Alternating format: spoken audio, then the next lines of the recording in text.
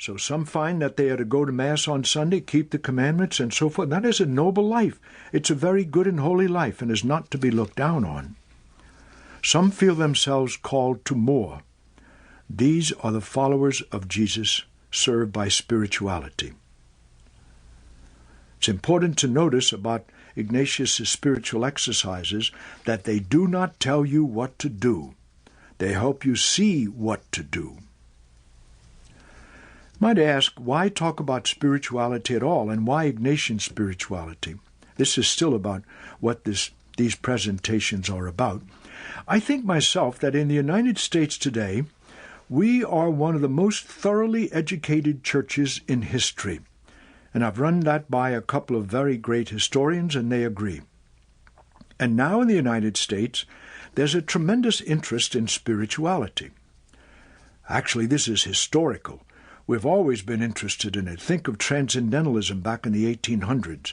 Think of the number of sects that have grown up by people who found a new way to serve God. But the interest now has grown much greater for people who remain faithful in their church but wish to live a deeper life. Not sure why that is, but it could well be a response to what Charles Taylor points out as secularism in this country. He thinks it has three moments. The first is there's a public backing off from religion. Obviously, no more religion taught in public schools.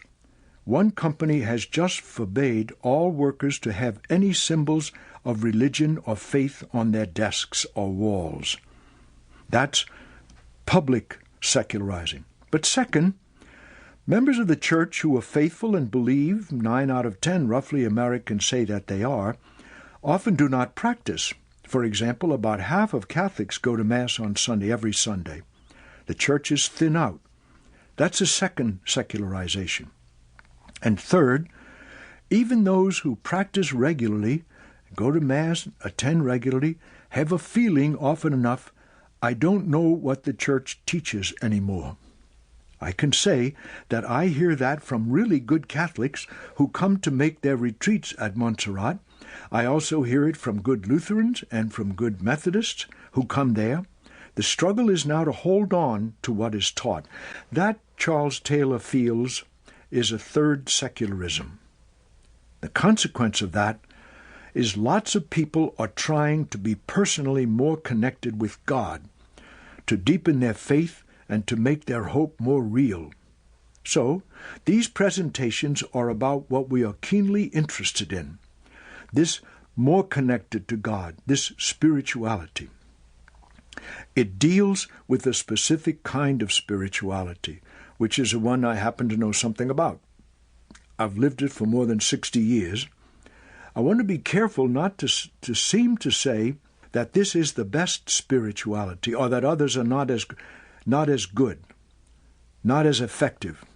I do not mean that at all. So that's what these presentations are about. How we'll proceed is the next topic. Usually, I begin with a prayerful minute or two, or with a little bit of a meditation or fantasy. And then, I always end by asking that we join in prayer. As we move along through the lectures, we'll touch on Ignatian prayer forms, consideration, meditation, contemplation, examination, fantasies. These are common in the Church, of course, but some have a special form in Ignatian spirituality. I think I should sort of warn you that the earlier talks will cover foundational theology. If you don't know what the word means, don't be surprised. It's a fairly new one in theology. It means the theology of conversion of heart.